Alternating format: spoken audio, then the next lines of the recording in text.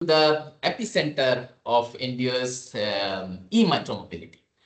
So if you see in India today, the combined number of two-wheeler and three-wheeler, they are significantly higher than the four-wheelers. And this makes them the backbone of our daily mobility, from the personal transport to the last mile logistics and the shared mobility. Everywhere you can see the impact of two-wheelers and three-wheelers.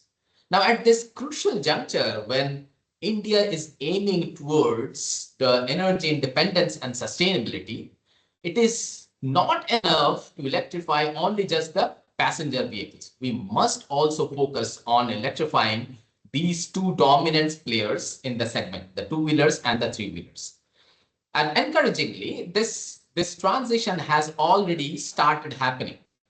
The fastest EV adoption in India is happening in the two-wheeler and the three-wheeler segments, not in the four-wheeler segments. In fact, the electric three-wheelers, they have already reached a point where they dominate the new sales figures in several subsegments, especially in the commercial applications. Similarly, the electric two-wheelers, they are also witnessing a sharp rise in the penetration, growing from a negligible share a few years ago to a steadily increasing portion of the new vehicles registration.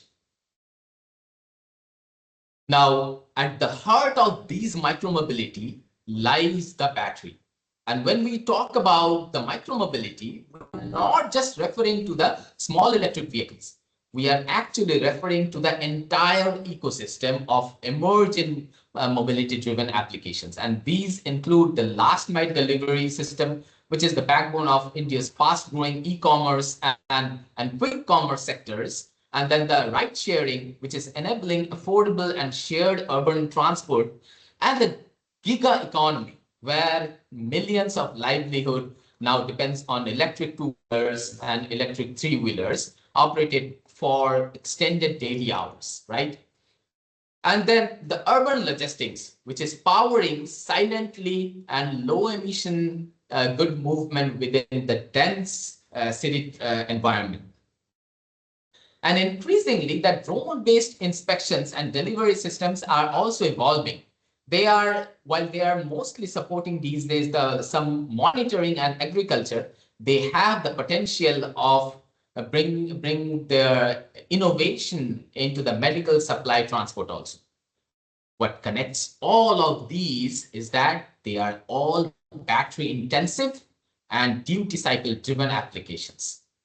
Unlike the personal mobility, these systems operate for long hours under variable loads and often with fast charging requirements, which means their performance, their reliability, and their economics are fundamentally governed by how intelligent we understand and manage their batteries. Now, while two-wheelers and three-wheelers are leading the electrification in India, they are also facing some fundamentally different challenge compared to the four-wheelers. As this figure shows, that the micromobility vehicles operate with much smaller battery capacities, and yet they still need to meet the meaningful range and power demands. This results in significantly higher C-rate usage. In simple terms, if I say that the battery is being stressed more per unit in energy storage than the four-wheelers. And unlike the four-wheelers, where the four-wheelers, they rely on large battery packs, the two-wheelers and three-wheelers, they must frequently deliver higher C rate. And all these things leads to a faster degradation, higher thermal stress, and reduced life cycle reliability. And as I have mentioned about the thermal stress, the next major challenge is how can we manage this heat within extremely tight packaging constraints of three-wheelers and four-wheelers. Unlike four-wheelers, where liquid-cooled battery systems are kind of technically feasible and economical, also viable, the micromobility platforms simply do not offer that luxury. In two-wheelers and three-wheelers, the space is very limited, there is a huge cost sensitivity, and there is a limited space for weight addition.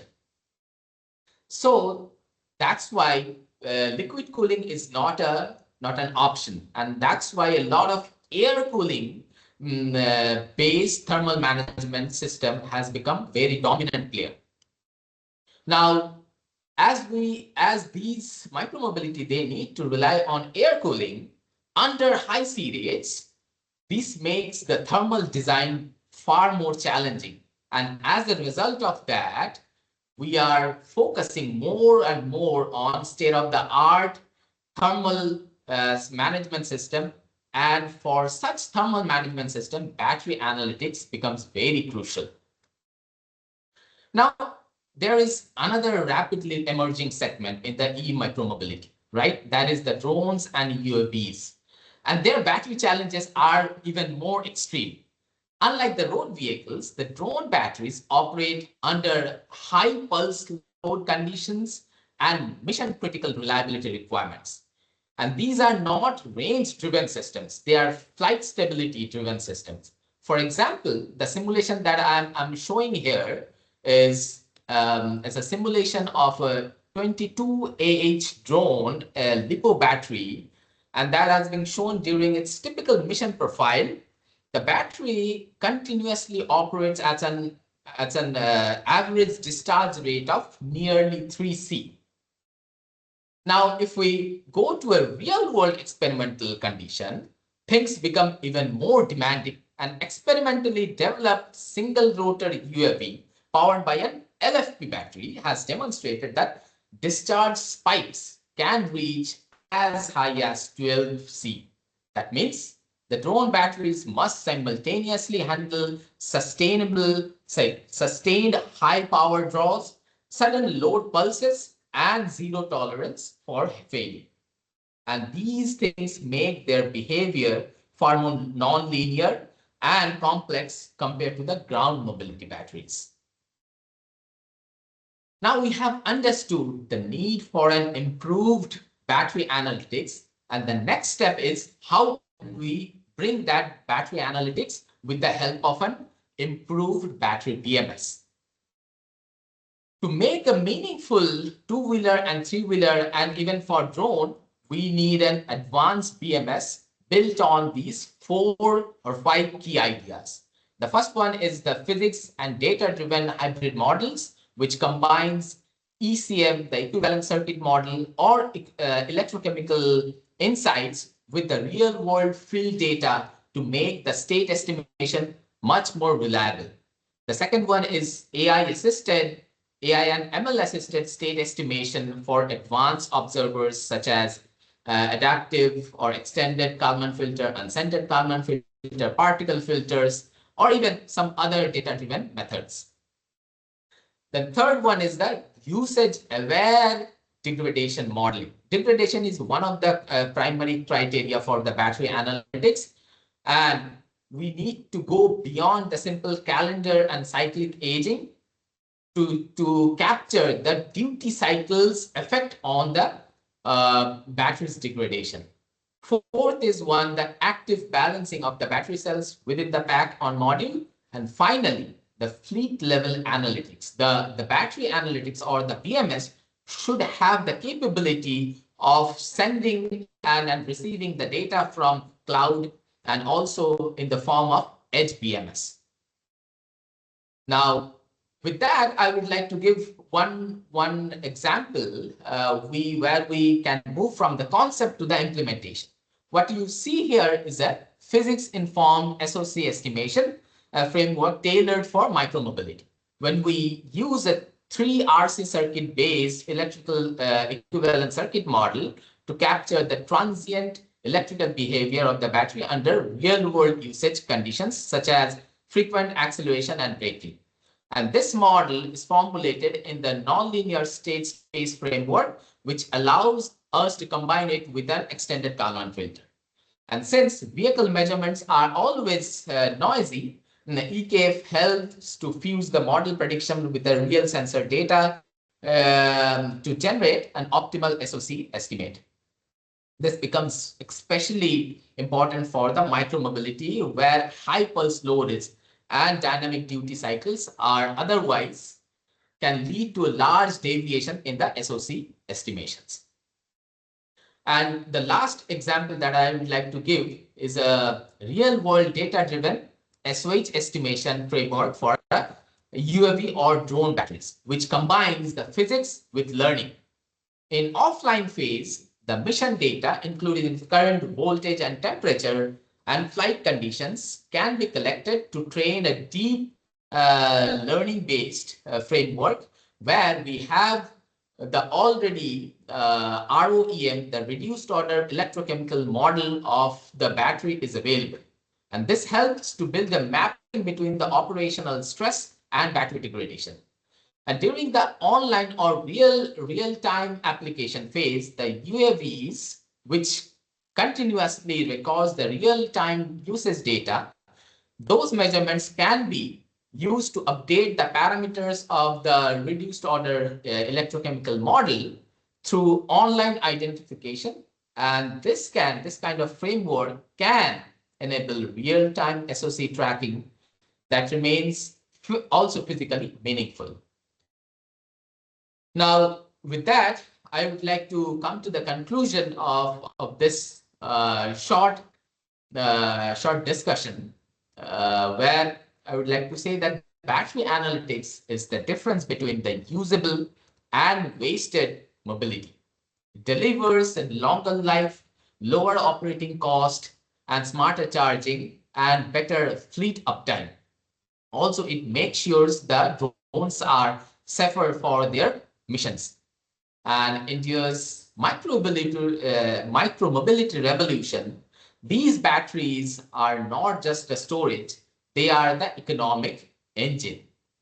And analytics will keep this engine reliable, scalable, powering the urban logistics, delivery networks, and shared mobility.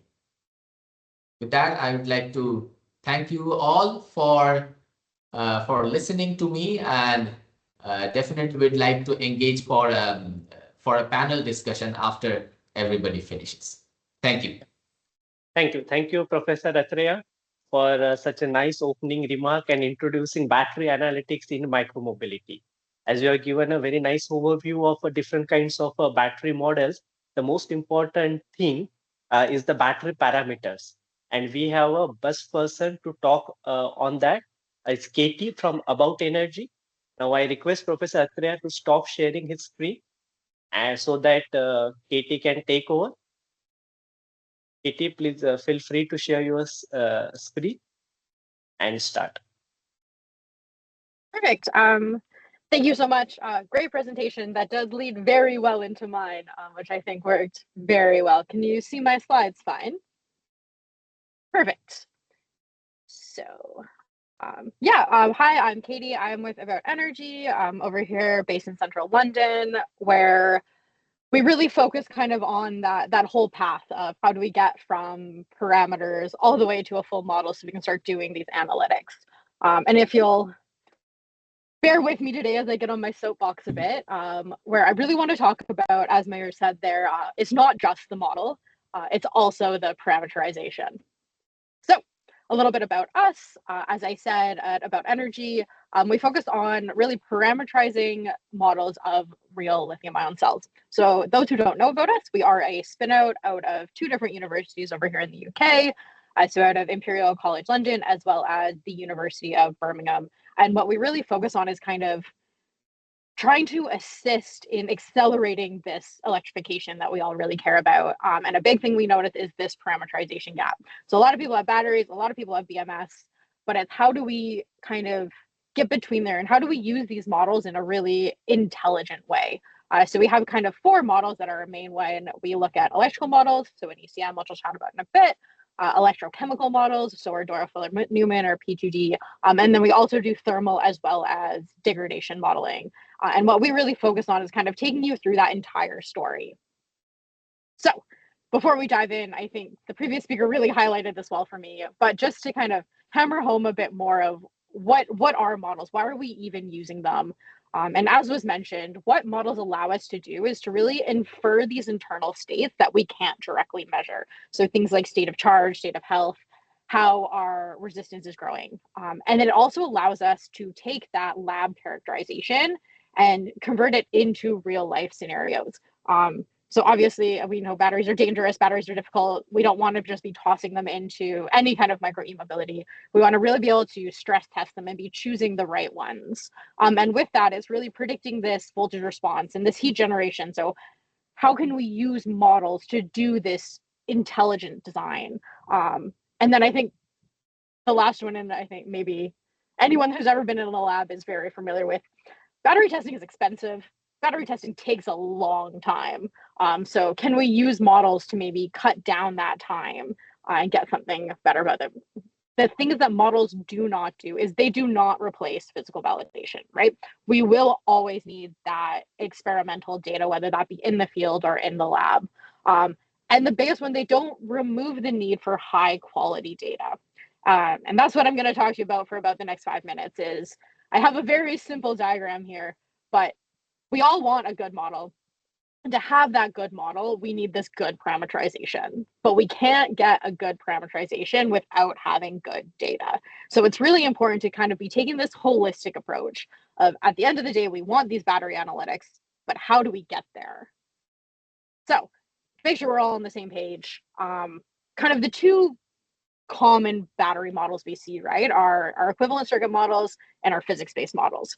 So our equivalent circuit models, right, they're lightweight, they're easy to deploy, and they're approximating this cell behavior based on an electrical circuit.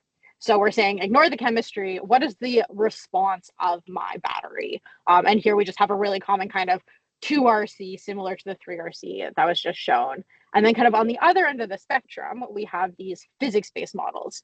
So what we really care about is diving into this electrical process. So we're solving these transport and reaction equations, and we're resolving it within the cell over these spatial domains.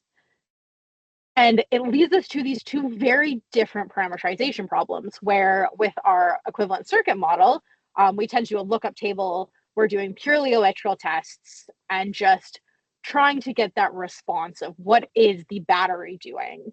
Whereas when we move to the physics-based model, that gives us maybe some of these more internal states, as you would expect, now causes us to have to do that tear down.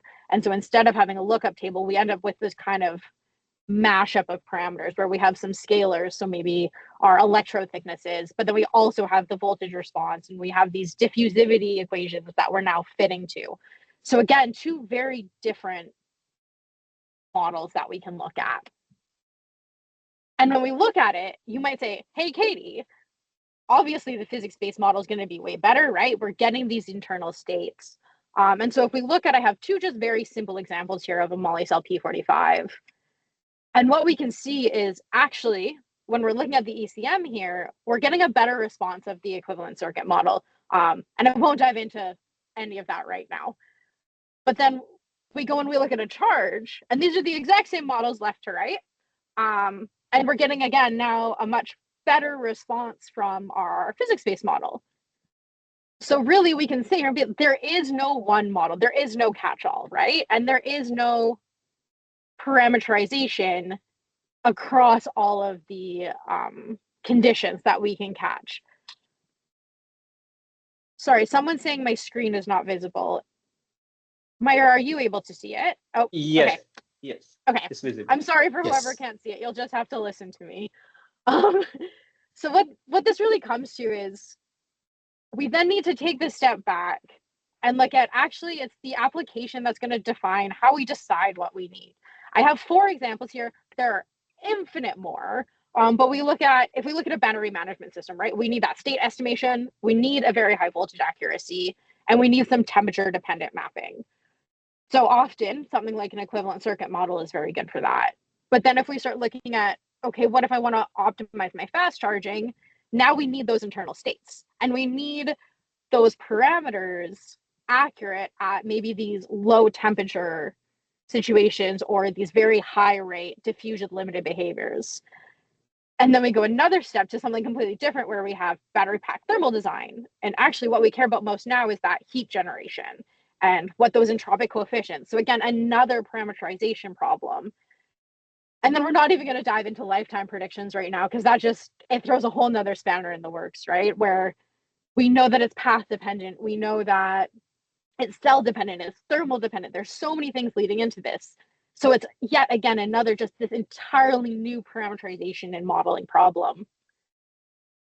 Which kind of leads us to, let's flip it the other way. We need to start with good data so that we can get a good parameterization, so that we can get this good model. But we need to know kind of what that application is that's defining that.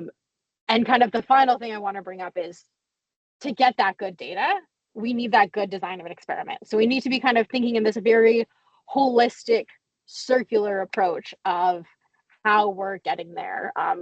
I've got an image here. So one thing that I think the way we really look at this holistic approach is we do have all our battery testing in Peltier controllers. So we're controlling that surface temperature so we can have that really strong control over what the cell is doing, so that we can work with our lab team and get these intentional DOEs so that we can get these parameterizations and these models. So yeah, that's me getting off my soapbox. But I'd like to give just a quick special thanks to the team here for inviting me. Very excited to have the panel discussion. And then in particular, two people on my team, Edmund and Christian, who generated a lot of the plots that I pilfered. Just a quick QR code to the company. If you have any questions, please do reach out. And yeah, I will hand it over to the next speaker.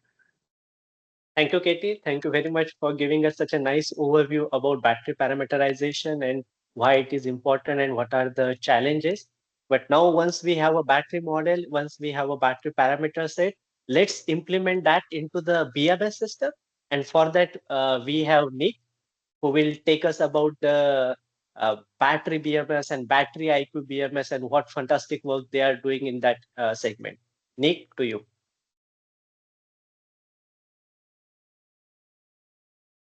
I think if you're muted, if you're speaking. Oh, that's good. I got the sharing working, I think, but then forgot about the muting. Is the sharing working?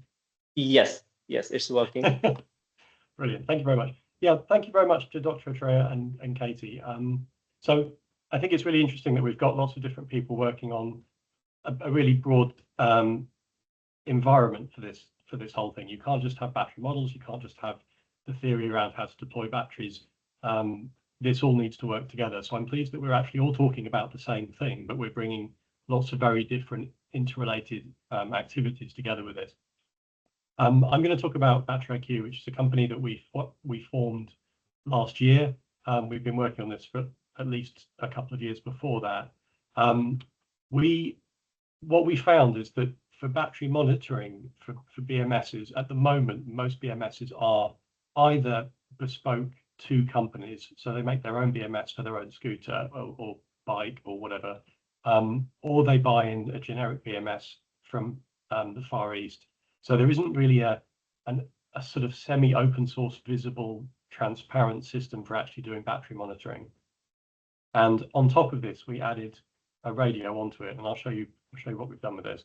But the main outcome that we want to provide with Battery IQ is complete visibility of a battery's current condition for its entire life. So live measurement, then plugged into the parameterization and the modeling, which we would use About Energy and other companies to provide those models. But then on the outcome of that, we give the customers a view of what's actually happening with their battery. So we see ourselves as being in the field with actual circuit boards, measuring things, and then sharing that data through a global cloud platform for other people to do the analytics. So let me just go forward. Little agenda. So this is me, Nick Bailey. I've been in my history a design engineer for electronics, degree from Cambridge in electronic engineering. Founded Boost Bikes in 2021, which is a battery, an e-bike company. We make e-bike drive systems, and that's how we got into lithium batteries. And then when we built our own BMS, we then realized that was more useful to the world at large rather than just having it within Boost. So Boost continues as a separate e-bike company, and Battery IQ is its own separate company now, and we can offer that to everybody that makes any sort of mobility vehicles. So here's a big picture of my Pride and Joy, which is an actual little circuit board. It's always nice to show physical things. So that measures 10 cells in the field. It can measure humidity. It's got a humidity sensor as well as up to 6 temperature sensors, and it transmits the data over Bluetooth to anything nearby. And I'll talk about how that radio system works a little bit later. So what we're trying to do really is to give people a way of trusting their batteries, because certainly in the UK we have a big problem that the press and certain manufacturers who aren't in e-mobility would quite like e-mobility to go away and for us to move back to petrol vehicles. So what we're trying to do is provide that 360 view of batteries to say, actually, this battery is safe. We've been involved in every stage from manufacturing this battery on the production line. We know what cells are in it. We know when it was built. We know where it's been. And we've been monitoring every charge cycle, every discharge, every use through that entire battery's life. And you can see all this in live, with a live view of that battery. So that's available through our system. So we have, excuse me, we have the identity of the battery itself and of our BMS built into the BMS. So that battery is unique and can't be copied by anybody else. Now, I wanted to just dive a little bit into what goes wrong with batteries. So I think we've all talked about various things that we work on, but fundamentally, if you treat batteries badly, you will see crystalline growth within a battery. So hopefully I'm correct on this. Katie's nodding, that's good. What we want to do with batteries is keep them in a happy place where that deterioration doesn't happen. So if you, as Dr. Atreya said, if you work batteries really hard, if you push them very hard in discharge and charge cycles, if you get them very hot or very cold, you're more likely to physically damage the battery and promote crystal growth within the battery, which will eventually then cause the cell to fail. Then the BMS will pick up on that and turn off the battery. So what we're trying to do is monitor the battery and not only show people that it's safe, but also encourage them to use it in a safe way. So I'll come on to that later on. What we're measuring within a battery, and all good BMSs should do this, is the voltage of every cell, which you can use to see whether the batteries are actually balanced. They have the correct voltage in each cell. The stack voltage, which is the overall voltage, the discharge voltage and charge voltage independently, so you can see whether or not what you're plugging into is what you're trying to charge the battery with is the correct voltage, what you're discharging into is correct, and also you can use that to check whether the switches on the BMS are working. And then we have diagnostic voltages inside the BMS, such as its own internal, like supply rails. We also measure current and separately charge current, so you can see the total flow in and out of the battery. So that goes back to the parameterization challenge, having this data available to you at the point of use, and then being able to take that data off board. We also do temperature by up to 6. We have 3 internal temperature sensors and 3 external, and then humidity. Humidity, I think, is something that hasn't really been adopted particularly in batteries so far. So what we're aiming to do is have humidity so that we can detect if the humidity around a battery changes during its life. And the change in humidity is most likely to be caused by the failure of the enclosure for the battery. So if the battery has a nice consistent humidity versus temperature, that generally means that the battery remains sealed within its enclosure. If the enclosure is damaged, you start to see humidity changes that you weren't expecting. And that's where you do need things like offboard AI analytics to start looking at subtle changes within your humidity that you weren't expecting. When we get batteries damaged, what you get is cells drifting out of balance. Now this pack at the top here is particularly bad. You would fail a pack that was anywhere near that level of imbalance, because that's very bad. But the job of the BMS is to detect where some of the cells are losing energy and move that energy between cells so that they all remain balanced. And this also goes back to the analytics point of view. We can measure not only the voltage of a cell, but we can also measure how many hours we've spent in the lifetime of a battery trying to regulate that particular cell. So if one particular cell has spent 60% of its time in balancing, that means there's something wrong with that cell, even if the cell voltage remains relatively consistent. I hope it's kind of a subtle point, but it's about having to take that data off the BMS and put it somewhere and then being able to process it later on. Now this is, I'd like to introduce the Goldilocks zone of batteries. This hopefully people will recognize what I'm trying to do with this. So we want it not too hot, not too cold, not too full up, not too empty. And if you keep a battery in this Goldilocks zone in the middle, you will generally have a battery that lasts a very long time.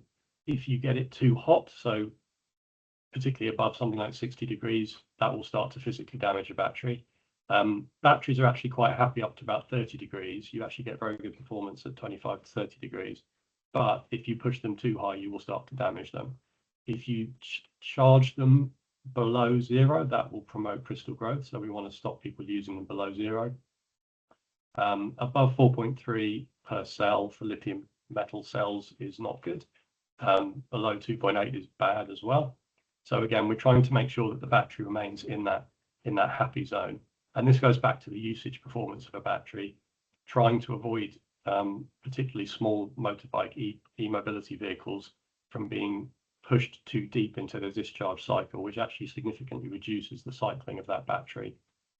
So what can we do to give people early warning, maybe through the modeling that you guys are doing, to say, actually, we need to swap out this battery earlier, because in terms of lifetime value, it's better to swap the battery out now rather than have it being pushed all the way to the point that it's empty. So our system takes the data from the BMS, transmits it over Bluetooth. We have networks of Bluetooth receiving scanners that connect to Wi-Fi networks or 3G cellular networks. That goes to our cloud system and allows us to transmit the battery status to the manufacturer, to the owner of the battery, and potentially, if the battery is parked in somebody's office, they can see that data as well. So everybody associated with that battery is given information about whether it's safe or not. And this is what we're trying to get to. And this is actually some live batteries that we're monitoring. So we want to be able to see exactly where batteries are and be able to see the status of those batteries in real time across a fleet of millions or even billions of batteries. That's the goal. That's what we think that mobility and e-mobility needs to get to in terms of monitoring, with all this data being available to flow back into AI learning systems and parameterization. But we want to provide that horizontal layer that provides the data to everybody else working in the industry.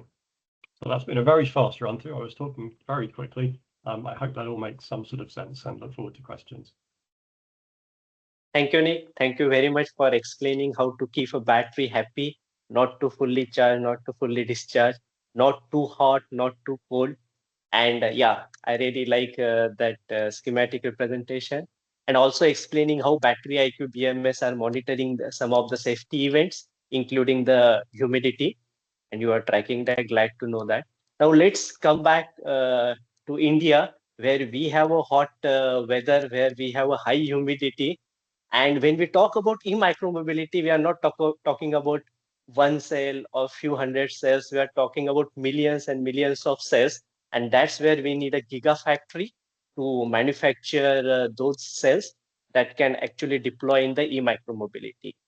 Let's move to Brajesh, Dr. Brajesh Kanchan from Ambra Raja Cell Technology, and let's see what battery analytics is doing in Indian context. Brajesh, screen is yours. Please share your screen.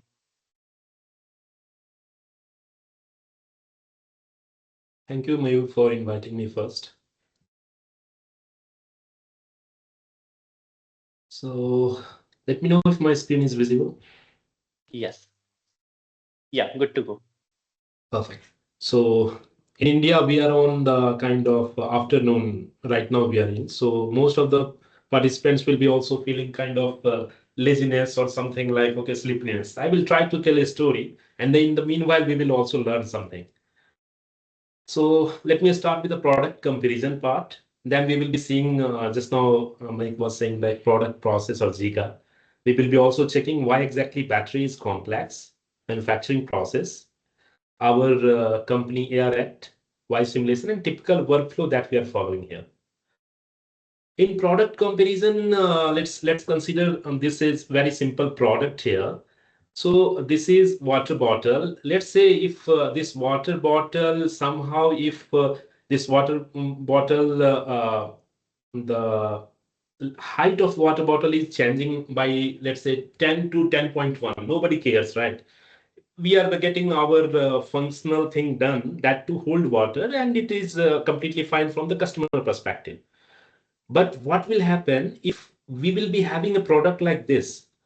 In one dimension, we have like the geometrical parameters in mm, and another dimension we are having like micrometer, thickness of cathode anode separator. Even a small change in that particular geometrical dimension, if you are doing, that will be affecting your battery in certain ways. And obviously, performance and safety are certain things that my previous speakers talked about. Now we will see on the manufacturing part how exactly it is affecting. And this is something that is extremely crucial for any battery manufacturers, that since it is a complex design, we are proceeding with the sample A, sample B, and sample C products. And in design part, we are having product, process, and Giga. Obviously, the product level, the design optimization requirements are different. Process level design requirements are different, and Giga level that is different. And personally, even I can say to the let's say the current engineers who are right now going through their degree or their kind of knowledge gaining, or let's say the entrepreneurs. Product level, we have analytics that are like overcrowded, but we are having very few options from the process and giga scale. That is something that you consider it as a literature gap. If you are providing anything on that particular front, that will be like a game changer. Why it is game changer? Because giga factory will be giving you revenue.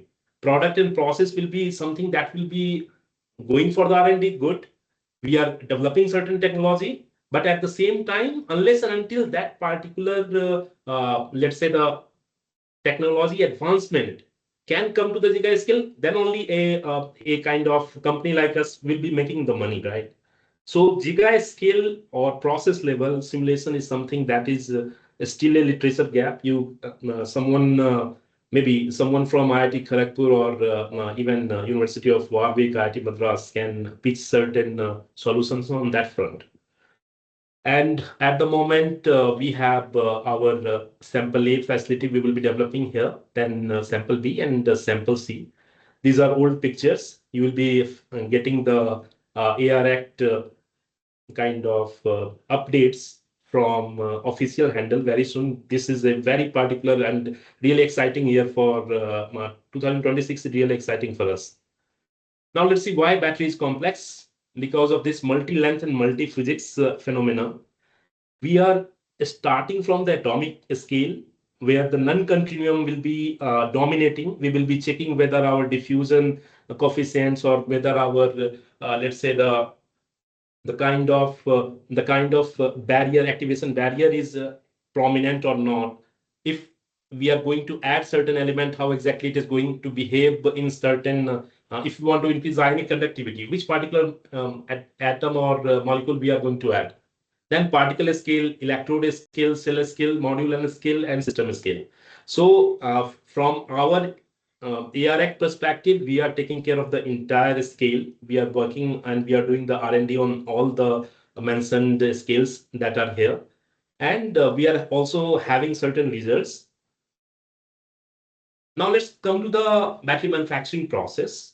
Obviously, this is a very typical manufacturing process. So mixing, coating, then compressing, drying, slitting, assembly, filling, formation, aging, grading, and packing. And what are the opportunities that we have? And this is something that is extremely important for any entrepreneur. That is like across electrode and cell manufacturing, we have to make sure we are making that product right every time. Otherwise, what will happen? You already know about certain companies that were really good in making sample A product, sample B product. But once they are going for sample C product, they face problem. And that is where, with advancement of the AI and all, we are following this approach. Simulation, I will skip these slides. We already know about the simulations, why we need to go. But at the moment, I will just take away point that I want to take care of. This one is simulation integrated approach is more effective. Why it is effective? Because the overall product development time will be less. That you can take care of. And obviously, we are privileged that we are in India. It is not the figures that are showing the kind of general image of every roads, but these are the worst conditions. And even my previous speaker, Athriya was, if I'm not remember correctly, Athriya was mentioning about last mobility. These are the places where exactly the vibration is something that is coming into picture, and we have to make sure that we are taking care of that vibrational aspect while we are performing cell level degradation, while we are upscaling the cell level degradation to the battery pack level, whether we are taking each and every constraint properly or not. And this is a typical workflow that we are following here. So we are collecting the data from the material. We are creating the model calibration and model validation. And then we are going for the scaling part. We are checking the inputs.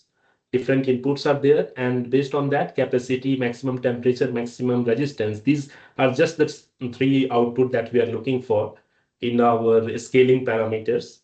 There are multiple, but at the moment, I'm just showcasing the three only. And then we have the digital model. So if you see, we have different simulation related to the electrochemical, mechanical, and manufacturing processes. So this is something in which the multi-physics come into the play, and this is where the standards, particularly the Indian standard AIS 156 Division 4 that we are talking about, we have to follow the guideline. We have to make sure that whatever the product that we are making here, not only it passes the Indian standard, but worldwide UL standards, IEC standards are there, right? So we have to make sure that it is abiding by all the different virtual tests, and our product need to perform really good on actual in the product level. And each and every product of ours company need to be kind of performing well in the reality. I want to acknowledge Uday Sankar, Karthik Jamdar, Ebenezer, and Venkata Kuldeep for this particular interactions, and they were actually kind of helping me a lot. Thank you from my side. Over to you, Mike.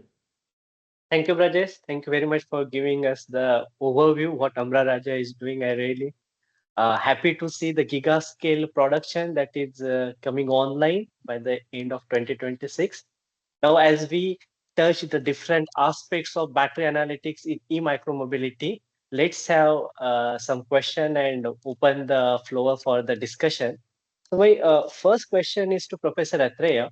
So when we do lab scale analytics and then go to the real world and try to deploy some solution using that knowledge and information, what are the biggest gaps in these two approaches? From the lab scale analytics to the real world deployment? So I guess that also has been mentioned by some other speakers. The main gap is the data, the real world and analytics on which we are today focusing on. And this webinar is dedicated for the analytics or the real world data, real world voltage data, real world current data, real world temperature data from the pack level, also from the cell level. See, there in India, there is no mandate to store all these data on a BMS level. I don't know whether this is available in the UK or in any other country, but in India, I was talking to one of ex-DST scientists a few weeks back. He was mentioning that we don't have a mandate for storing all those data on the BMS. And then when he told about this, this gap, I said, yes, I can work on that. We can work on that. We can, along with some industry, we can work on that to mandate. Even first of all, the government needs to mandate that hey, EMS manufacturer, you need to store all the data and send it to either some cloud or send it to your OEM or send it to the government. Some these real world data which are lacking, whenever there have been some algorithm being developed in the lab scale, we still rely on the lab based test data. We do a lot of cycler based aging, thermal chamber based aging, but still you cannot mimic the real world variability. You cannot reproduce those kind of scenarios, and that's where is the gap. In a nutshell, if I need to say, and that is the biggest gap. There might be some other gaps, but yeah, that is the biggest gap. Yeah, thank you, Professor Atra, for that comments. I totally agree. The availability of data is one of the bottleneck. On the same point, I want to comment from Nick, as the battery IQ BMS is actually working in UK and storing this data. What are your remarks on that? Whatever Professor Atreya just said. Nick, unmute yourself. Yes, it's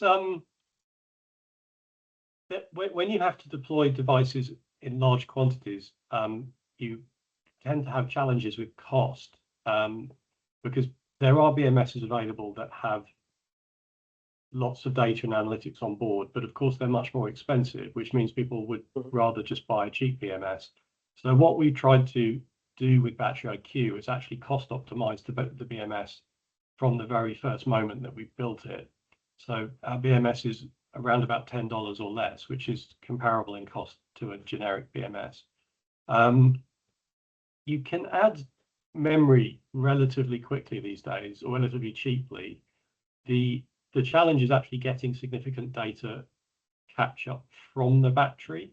So if you're capturing megabytes or gigabytes of data, which you could actually do on the BMS, it's how do you offboard that back to somewhere, and then what do you do with a million gigabytes of data? So I think what we're trying to do is have front end, like a hybrid approach, where we have front end relatively straightforward diagnostic analytics on the battery, have a low frequency journal that shows us charge and discharge in a relatively, this is what time we think the customer started charging, this is when they started discharging, and we upload that relatively low frequency data.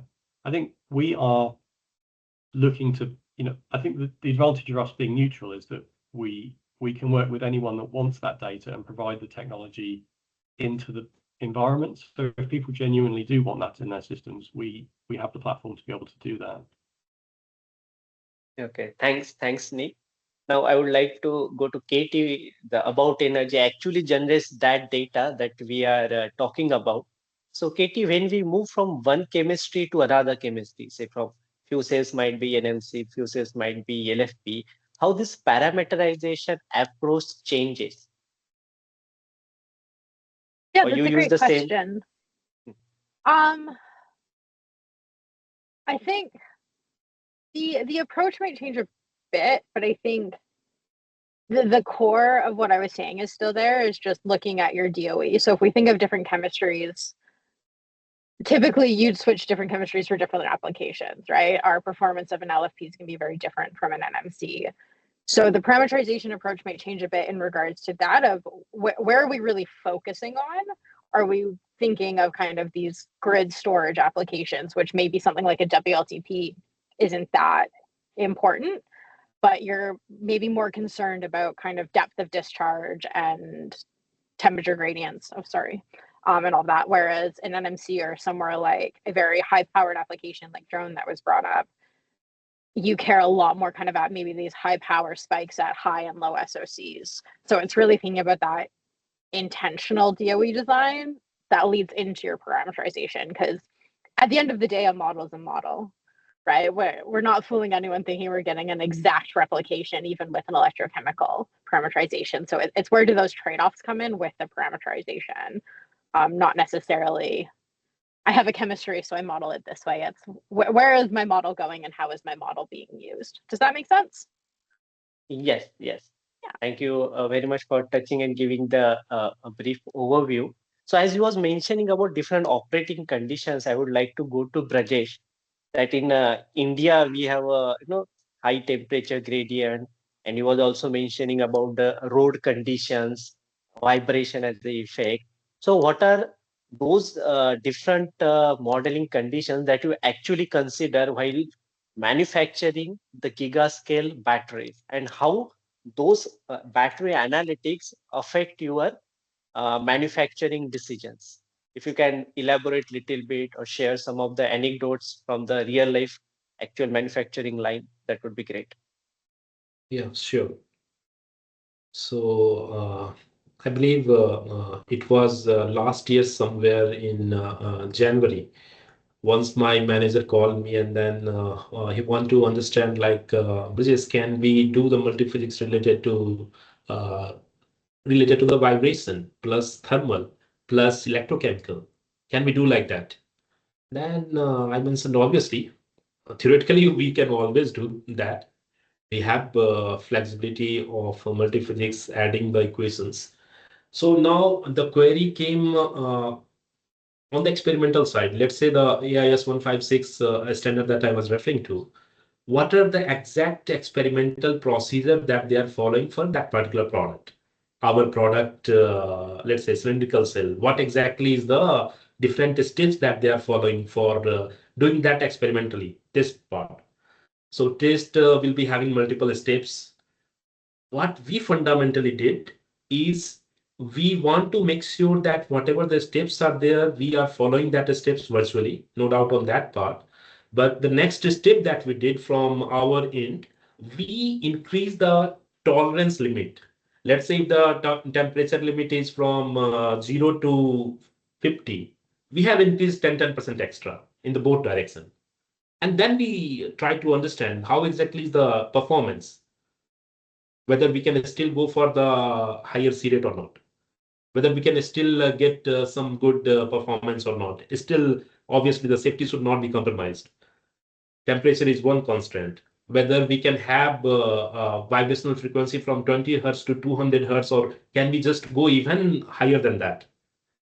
So increasing that tolerance limit of whatever the standard that we have, make sure that our product not only kind of pass the experimental test in the first go, but even just even I can say the even the passing is not that our objective. Even we were trying to have even higher level of product mechanical integrity in the place, and that is where our core focus was, and that is how we were designing the product. I hope I answered your question. Yeah. Thanks, Brajesh, for that answer. So the discrepancy between the lab test and real world data, I want Katie's quick comment on that. So when we do parameterization, we generally have a standard experimental conditions. But when the real life data comes to the lab for analysis, it might be in all form of shapes, and lot of discontinuity might be there. So do you have any experience on that front, or would you like to share something with the students? Yeah, absolutely. So I'll put an asterisk. It's not something I'm currently dealing with at about in my role. I focus on the parameterization, but at my previous role at Imperial College London, this is exactly what we were looking at. And I'd love to say I have a solution, but we ran into so many issues. But I think the very biggest one is touching a bit on what Nick was touching on is you could have 100 gigabytes of data, but absolutely nothing you can do with it. And the big one we ran into is the biggest metric people want is state of health.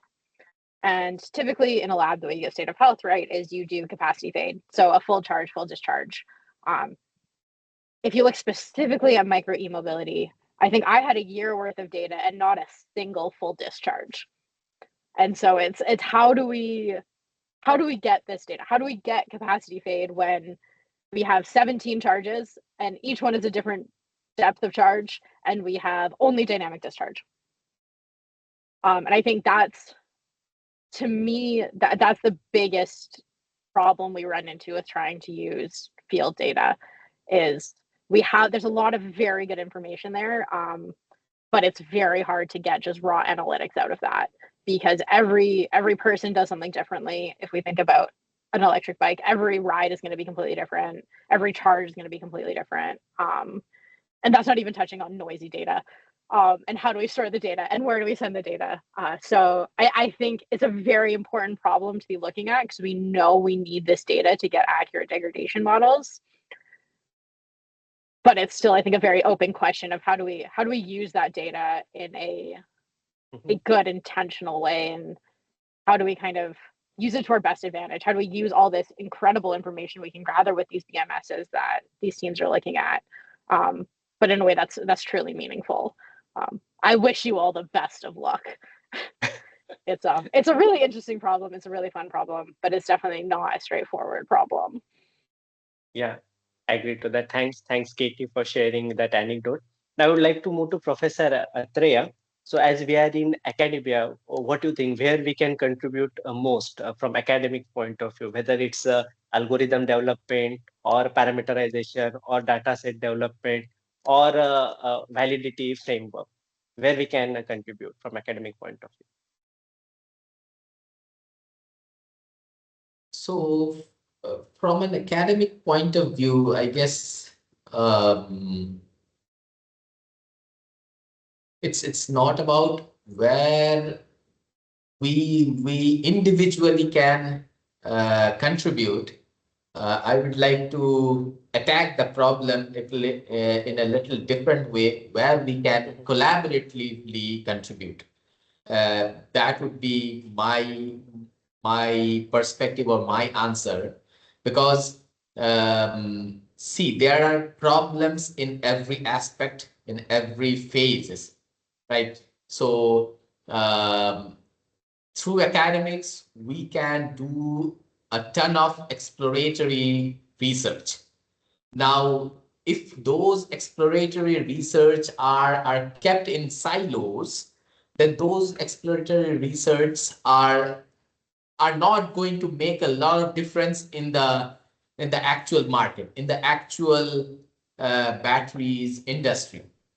So in academia, what we can focus is, or what should we focus is, to collaboratively attack the problem and to identify your collaborators where, let's say, you are attacking one aspect of the problem, another one is attacking another or solving another problem of that bigger aspect, bigger problem, and then collaboratively find out the holistic solution for the problem. So in that sphere, I guess we can, anyone is free to contribute into any of the sphere that you have mentioned, but that should be a collaborative effort rather than just an individual effort. So that's my perspective.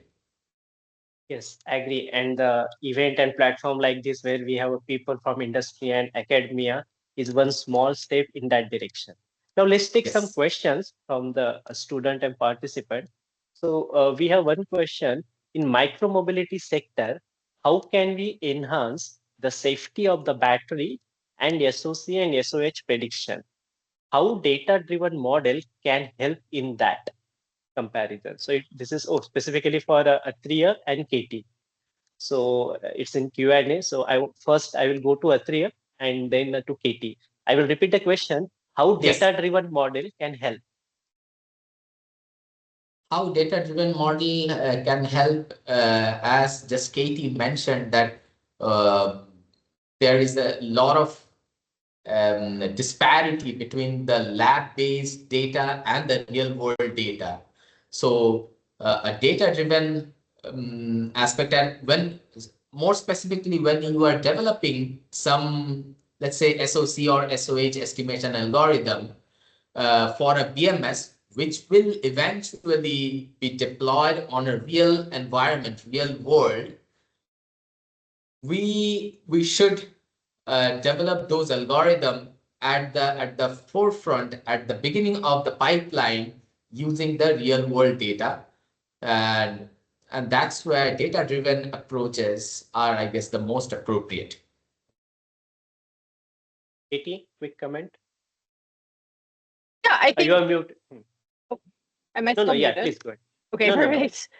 Yeah, I think it's taking a really kind of holistic and hybrid approach, right? Acknowledging where it might fall down, and acknowledging where maybe our models aren't capable. So degradation is one of them, right? It's something we really struggle to model at the moment because there's so much going on. So using kind of that data to your advantage, start getting kind of these more hybrid approaches of maybe a physics-based and a data-driven model, and how can we kind of take the strengths of each. Oh, yeah, thanks. So now next question is for Brajesh, specifically for Amra Raja. I guess it's from one of the students. Student really want to make themselves industry ready. I guess the question is from that. So which software does Amra Raja use for mechanical simulation? Could you please name off some of the tools that student can practice and approach you for the job? I cannot tell you which software we are using. That is not my. But yeah, I can tell you what are the softwares that are there in the market. Yeah. So softwares like ANSYS console on the mechanical side, they are dominating. Along with that, we also have Dassault and Siemens presence. And on the mechanical side, you can also check certain open access softwares as well. Even Python based structural mechanics part, it is something that professors are throughout India, throughout world, they are advocating. So you can also check on that front. It's just the basics, means physics basics need to be clear. And then how exactly we can use the tool such that we can solve the real world problem. That is something that is important. And once you are doing that one, obviously you are market ready. Okay, thanks, Prajeet. Now I want to go to the Nick for one general question. See, when you are talking about this thousands of e-micro mobility, and you have this interconnected BMS, battery IQ BMS, do you face any challenge in terms of data security when you are storing so much personal user behavior data, driving pattern, driving data, and you're storing somewhere in the server? So do you face any challenges on that front? It's a good question. The sort of the stock response is that companies like Google have a lot more information than we do on what people do with their time. We have what we would call role-based access data, in that a manufacturer wouldn't necessarily have information about exactly where a battery was located, but they might have data about what the state of health or whatever data we have was inside the battery. Whereas a user might not have technical battery data access, but they would have data about location. So it's about having, firstly, a legal agreement with the consumer of the data, but then also making sure that the data access is appropriate to their class of user for the battery. I think one of our other issues is security of our system. Essentially is a computer inside every single battery potentially in the world, and that actually introduces an attack vector into a battery. So we've deliberately created a system where you can't really change the parameters of the battery very much remotely. So the battery is quite passive in the way that it monitors, and it has quite strict limits that it's not allowed to exceed in terms of temperatures and voltages that you can't actually set remotely. So security is really important. But I think mostly it's about making consumers aware of what data you're capturing and what you're going to do with it, and why that's appropriate, and that you're not using their data in a way that they wouldn't expect. Okay, thanks, Nick. So in the interest of time, we will take one last question, and that is specifically about energy. Electrochemical models are usually complex with PDE. How about energy addresses those challenges? Yeah, it's a very good point. So I would say our philosophy is a little bit of every model has its place. So I don't think at the moment I would personally recommend you try to deploy a DFN. However, the DFN kind of in an offline situation gives you that opportunity to get those internal states. So when you're looking at things like fast charge optimization or an anode predictor or something like that. In terms of how we solve it, so typically we will use either PyBAM, so we have our own open source wrapper that allows you to kind of interface with that, as well as we have some internal model implementations that we deliver to clients. So again, it's kind of a take a look at what you need, what your application is, and then how can you solve it? Do you have the space for numerical complexity or not? Okay, thanks. Thank you very much, Katie. I would like to thank all the speakers for the information that they have shared with all of us, those who attended the session live and those in future who will watch this video, because we have different activities lined up. So the next webinar will be on AI. We talk a lot about data and there was a lot of question. So that webinar is on 10th of March. Please scan this QR code for the registration so that you will get the joining link and other information. And soon we will going to share more details about the hackathon and different activities that we are going to conduct under this project. I will quickly request the participants to scan this QR code for a feedback. This is very much important. And I guess Amrita just shared the link also in the chat for both the webinar 4 and the feedback form. 2 seconds so that you can scan. This will really help us to plan the next event in a better way.